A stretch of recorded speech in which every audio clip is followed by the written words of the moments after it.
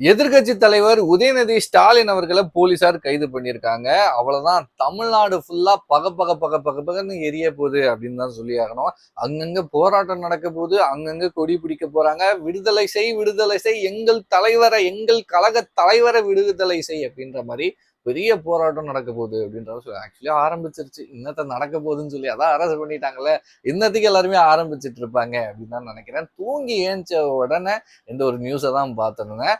Actually இந்த ஒரு பிரச்சனை எங்க இருந்து ஆரம்பிச்சிருக்கு அப்படின்னு பாத்தீங்கன்னா, தமிழ்நாட்டு அரசியலை தாண்டி இந்த பர்சனலை பத்தி பேசிப்போம்ல.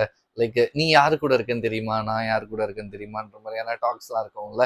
அந்த மாதிரியான ஒரு விஷயத்தெல்லாம் ஆரம்பிச்சிருக்கு. அதாவது காவிரி இஷ்யூ போயிட்டு இருக்கு. இந்த இஷ்யூ ரிலேட்டடா உதயநிதி ஸ்டாலின் அவர்கள் ஒரு கூட்டத்துல பேசியிருக்காப்புல. அப்போ அங்க இருந்த தொண்டர்கள் த்ரிஷா த்ரிஷா த்ரிஷா அப்படின்னு சொல்லியிருக்காங்க. அப்போ உதயநிதி ஸ்டாலின் அவர்கள் தண்ணி வர வேண்டிய இடத்துல வரணும், நான் காவேரி இஷ்யூவை பத்தி சொன்னேன் அப்படின்ற மாதிரி சொல்லியிருந்தாப்புல. அது எப்படி பேசுவாப்புல இவரு? அங்கிருந்தா இந்த பிரச்சனை ஆரம்பிச்சிருக்கு. இந்த அரெஸ்ட்டுக்கு முக்கியமான காரணம் இதுவா தான் இருக்கு அப்படின்ற மாதிரி எல்லாம் சொல்லப்படுது. அதாவது ஒரு பெண்களை எப்படி இவர் இந்த மாதிரி இழிவா பேசுவாரு, ஒரு பெண்ணை எப்படி இந்த மாதிரிலாம் பேசுவாரு அப்படின்ற மாதிரி சொல்லி பயங்கரமா பேசி இப்போ நீலாங்கரையில உதயநிதி ஸ்டாலின் அவர்கள் போலீசார் அரெஸ்ட் பண்ணியிருக்காங்க. தஞ்சாவூர்ல இந்த ஒரு வழக்கு பதிவு செஞ்சிருக்கு. ஸோ இந்த மாதிரி இந்த பிரச்சனை போயிட்டு இருக்கும்போது டிஎம்கே காரங்க என்ன சொல்லிக்கிறாங்க அப்படின்னு பாத்தீங்கன்னா, என் தலைவர் எதுவுமே பேசல, என் தலைவர் பேசாத ஒரு விஷயத்த, என் தலைவர் நார்மலா பேசின ஒரு விஷயத்த, குறிப்பிட்டு யாரையுமே தாக்காத ஒரு விஷயத்துக்கு எப்படி நீங்க அரெஸ்ட் பண்ணுவீங்க? என்ன அரசாங்கம் இது? எவ்வளவு பிரச்சனைகள் போயிட்டு இருக்கும் போது இந்த ஒரு பிரச்சனை, இந்த மாதிரியான ஒரு சில விஷயங்கள் சொன்னதுக்கு அரெஸ்ட் பண்ணிடணுமா அப்படின்ற மாதிரி சொல்லிட்டு இருக்காங்க. இந்த பக்கம் டிவிகே சைட்ல என்ன சொல்றாங்க, ஒரு பெண்ணுக்கு இதுதான் மரியாதையா, ஒரு பெண்ணை பத்தி இப்படிதான் பொது வெளியில பொது மேடையில இந்த மாதிரிலாம் தப்பா பேசுவாங்களா, என்ன ஏதுன்னு தெரியாம இந்த மாதிரி தான் பேசுவாங்களா அப்படின்ற மாதிரியான நிறைய விஷயங்கள் போயிட்டு இருக்கு. பட் இதுல என்னோட பாயிண்ட் ஆஃப் வியூ என்ன அப்படின்னு பாத்தீங்கன்னா, இது அரசியல் அப்படின்னு இருக்கும்போது அரசியலை பத்தி, அந்தந்த நபர்களை பத்தி, அவங்க நாட்டுக்காக, தமிழ்நாட்டுக்காக செய்யக்கூடிய விஷயத்த பத்தி, அதை பத்தி பேசலாமே தவிர்த்து உட்காந்து பர்சனல் திங்ஸ் எதுக்கு? இதுதான் ஆரம்பத்துல இருந்து இந்த இஷ்யூ எப்போ பூம் ஆச்சோ அப்போல இருந்து பேசிட்டு இருக்கோம், நம்மளுமே சொல்லிட்டு இருக்கோம். அதாவது வாயை திறக்க மாட்டுறாரு சிஎம் உதயநிதி ஸ்டாலின் அவர்கள், அதே மாதிரில சொல்லியிருக்காப்புல, வாயை திறக்க மாட்டுறாரு, வாயை திறக்க மாட்டுறாரு அப்படின்ற மாதிரி சொல்லியிருக்காப்புல. அவர் வாயை திறந்தாதான் நீங்க சட்டசபையில இருக்க மாட்டீங்களே, சட்டசபையில இருந்து நீங்க போயிடுறீங்களே அப்படின்ற ஒரு கேள்வியுமே உண்டாகுது. அதே சமயத்துல பர்சனல் அப்படின்னு வரும்போது அது அவரோட பர்சனல். அவரோட பர்சனல்ல அவர் யாரு கூட வேணா இருக்கலாம், யாரு கூட வேணா இல்லாம இருக்கலாம். அதை பத்தி ஒரு பெரிய பொது வெளியில இது ஒரு டாபிக் அப்படின்னு நினைச்சிட்டு பேசுறது ஒரு சரியான ஒரு விஷயமா எனக்கு சுத்தமா படலை அப்படின்னு தான் சொல்லி ஆகணும். அதே மாதிரி டிஎம்கேல இருக்கக்கூடிய தலைவர்கள், இருந்த தலைவர்களை பத்தி பேசணும் அப்படின்னு இருந்தா தலைமுறையாக அந்த பர்சனல் திங் மட்டும் அவ்வளோ விஷயங்கள் இருக்கு பேசுறதுக்கு. அதாவது ஒருத்தங்களை சம்மந்தப்படுத்தி பேச முடியாது, அத்தனை பேர் இருக்காங்க. அத்தனை பேரை சம்மந்தப்பட்டு படுத்தி பேசலாம். அது ஊரறிஞ்ச ஒரு விஷயம் அப்படின்னு இருக்கும்போது இப்போ உதயநிதி ஸ்டாலின் அவர்கள் நான் பேசல, நான் எதுவுமே அந்த மாதிரிலாம் யாருமே குறிப்பிடலை அப்படின்ற மாதிரி சொல்றாப்புல.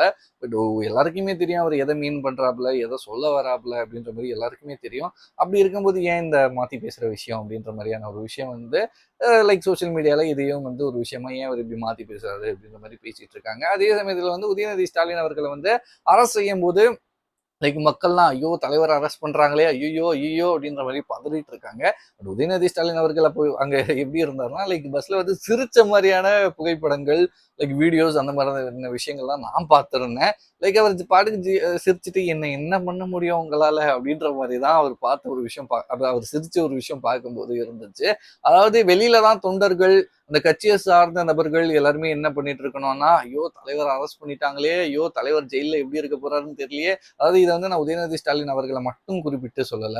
நாளைக்கே விஜய் அவர்களுக்கு இந்த மாதிரியான ஒரு நிலைமை வந்தாலுமே சரி, இல்ல வேற கட்சியை சேர்ந்த யாருக்காச்சும் இன்னும் ஒரு நிலைமை வந்திருந்தாலுமே சரி, அரெஸ்ட், அதாவது ஒரு பெரிய விஐபி, பெரிய அரசியல் தலைவர், இவங்களை அரெஸ்ட் பண்ணிட்டாங்க அப்படின்ற மாதிரியான ஒரு சுச்சுவேஷன் அமைஞ்சிருச்சு அப்படின்னு இருந்தா அவங்க ஒன்றும் ஜெயில, இப்போ நம்ம நாளைக்கு ஜெயில போனா எப்படி இருப்போம்? அவ்வளவுதான், 10 பேர் இருப்பாங்க ஒரே ரூம்ல, அந்த 10 பேர் கூட தான் நம்ம படுக்கணும், அங்கேயே தரையில படுக்கணும், ஒரு சின்ன ஒரு பெட்ஷீட் மாதிரி தான் கொடுப்பாங்க அப்படின்னு நினைக்கிறேன். பார்த்த ஒரு விஷயங்கள்லாம் ஆல்ரெடி ஜெயில போயிட்டு வந்தவங்க ஒரு சில பேர்லாம் இன்டர்வியூஸ்லாம் கொடுத்துருப்பாங்கல்ல, அந்த ஒரு சில விஷயங்களை பத்தி கேட்டது தான். இந்த டைம்ல போய் குளிச்சிடணும், இந்த டைம்ல போய் சாப்பிடணும், அந்த மாதிரியான ரொம்ப ரூல்ஸ் அண்ட் ரெகுலேஷன் அந்த மாதிரிலாம் நிறைய இருக்கும். போலீஸார் லைட்டா தப்பே பண்ணலனாலுமே தப்பு பண்றாங்க அப்படின்னு அவங்களுக்கு தோணினாலே சம்மட்டி அடிப்பாங்க அப்படின்ற மாதிரியான இந்த மாதிரியான ஒரு சில விஷயங்கள் லைக் இதெல்லாம் வந்து நம்மள மாதிரி நார்மல் பீப்புள்ஸ்க்கு தான் இந்த மாதிரியான ஜெயில். பட் அவங்கள மாதிரி லைக் இந்த விஐபிஸ், இந்த பெரிய பெரிய அரசியல் தலைவர்கள், பெரிய பெரிய பணக்காரர்கள், அவங்களுக்கெல்லாம் வந்து ஜெயில் அப்படின்ற ஒரு விஷயம் எப்படி இருக்கும்னா உண்மையே இல்லை. ஜஸ்ட் ஒரு நல்ல ஒரு ரூமு, பெட் இருக்கும், டிவி இருக்கும், ஃப்ரிட்ஜ் இருக்கும், ஏசி இருக்கும். இதெல்லாம் வந்து ஒரு நல்ல சலுகையோட அந்த விஐபி செல் அப்படின்ற மாதிரி தான் இருக்கும் அப்படின்ற மாதிரியான ஒரு சில விஷயங்கள்லாம் கேள்விப்பட்டிருக்கேன். ஸோ இந்த மாதிரி இருக்கும்போது வெளியில தான் நம்ம உட்காந்து ஐயோ தலைவரே தலைவரே தலைவரே அப்படின்னு உட்காந்து உண்ணாவிரதம் இருக்கிறது. வெளியிலலாம் நம்ம வந்து வந்து ரோட்ல உச்ச வெயில்ல உட்காந்துக்கிட்டு போராட்டம் செஞ்சுட்டு இருக்கிறது. இந்த மாதிரிலாம் வெளியிலலாம் நம்ம செஞ்சுட்டு இருக்கோம். நம்மளோட எப்படி சொல்றது, இந்த ஒரு விஷயம் சரியில்லை அப்படின்ற ஒரு விஷயத்த வந்து நம்ம கருத்து வெளியே சொல்லலாமே தவிர்த்து இந்த மாதிரி ஒரு சில போராட்டங்கள்லாம் செய்யறது வந்து ஒரு சரியான ஒரு விஷயமா எனக்கு படலை. ஸோ எஸ், பாலிடிக்ஸ் அப்படின்ற ஒரு விஷயம் வந்து போக போக போக போக போக ரொம்பவே இந்த பர்சனல் பாலிடிக்ஸை தான் எல்லாருமே போட்டு தாக்கு தாக்கு தாக்கு தாக்குன்னு தாக்கிட்டு இருக்காங்க. லைக் ஏன் இந்த மாதிரி பண்றாங்க, எதுக்கு இந்த மாதிரி பண்றாங்க அப்படின்னு சுத்தமா தெரியல. போற போக பார்த்தா இந்த மாதிரி தான் போயிட்டு இருக்கும் போல. அதே சமயத்துல இந்த ஒரு விஷயம் பேசிட்டு இருக்கும்போது டக்குன்னு இன்னொரு விஷயமும் ஞாபகம் வருது.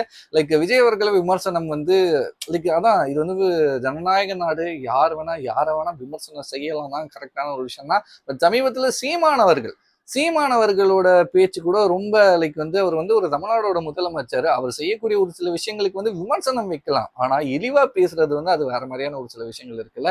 லைக் மரியாதை இல்லாம நிறைய இடத்துல பேசுறது, நிறைய பேர் வந்து பொதுவெளியில வந்து மரியாதை இல்லாம அவருக்கு சும்மா மரியாதை கொடுக்காம லைக் இதுக்கு முன்னாடி பேசியிருந்தாங்க, சரி நடிகர் அப்படின்னு சொல்லி இது பண்ணிட்டு இருந்தாங்க. இப்போ வந்து அவர் வந்து தமிழ்நாடோட முதலமைச்சர்.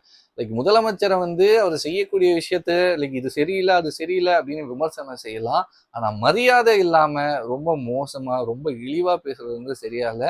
சமீபத்துல சீமானவர்களும் பேசின ஒரு சில விஷயங்கள் வந்து ரொம்ப சர்ச்சைக்கு உண்டாகி இருந்துச்சு.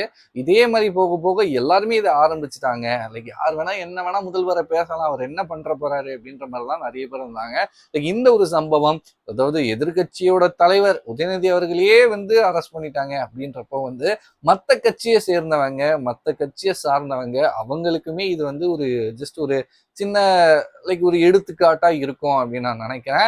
லைக் பேசுறது தப்பு இல்லை. யாரை வேணா என்ன வேணா பேசலாம் அப்படின்ற ஒரு விஷயம் கிடையாது. யாரு வேணா பேசலாம், லைக் எதை வேணா பேசலாம், ஆனா என்ன வேணா பேசலாம் அப்படின்ற ஒரு விஷயம் வந்து சரியான ஒரு விஷயமா எனக்கு படலை. லைக் யாராக இருந்தாலும் மரியாதை அப்படின்ற ஒரு விஷயம் கொடுத்தே தீரணும். மரியாதை கொடுத்து யாரை வேணா பார்த்து என்ன வேணா பேசிக்கலாம் அப்படின்ற மாதிரியான ஒரு சில விஷயங்கள்லாம் இருக்கு அப்படின்ற மாதிரி லைக் இருக்கு. லைக் வார்த்தைகள்ன்ற ஒரு விஷயம் வந்து ரொம்ப ரொம்ப ரொம்ப ரொம்ப முக்கியம் அப்படின்றதான் இந்த ஒரு விஷயத்துல நான் வந்து சொல்லிக்க விரும்பல. ஸோ ஒருத்தங்களை வந்து நம்ம வந்து இஷ்டத்துக்கு பேசும்போது நம்மளையே அறியாம நம்ம வந்து இஷ்டத்துக்கு நம்ம ஒரு சில வார்த்தைகளை விடுறதால அது என்ன மாதிரியான ஒரு விஷயம், நம்ம வந்து நம்மளை வந்து அது ரொம்ப பேடா போற்றே செய்யப்படுது அப்படின்ற ஒரு விஷயம் தான் இந்த இடத்துல நம்ம பார்த்தே ஆகணும்னு நான் நினைக்கிறேன். நீங்க என்ன நினைக்கிறீங்க இந்த அரெஸ்ட்டை பத்தி? இந்த ஒரு அரெஸ்ட் வந்து கரெக்டான ஒரு விஷயம் அப்படின்னு நினைக்கிறீங்களா, லைக் அவர் பேசினது வந்து உண்மையாவே தவறு தானா அப்படின்றத பத்தி நீங்க என்ன நினைக்கிறீங்களோ மறக்காம கமெண்ட் செக்ஷன்ல ஷேர் பண்ணிக்கோங்க. நன்றி, வணக்கம்.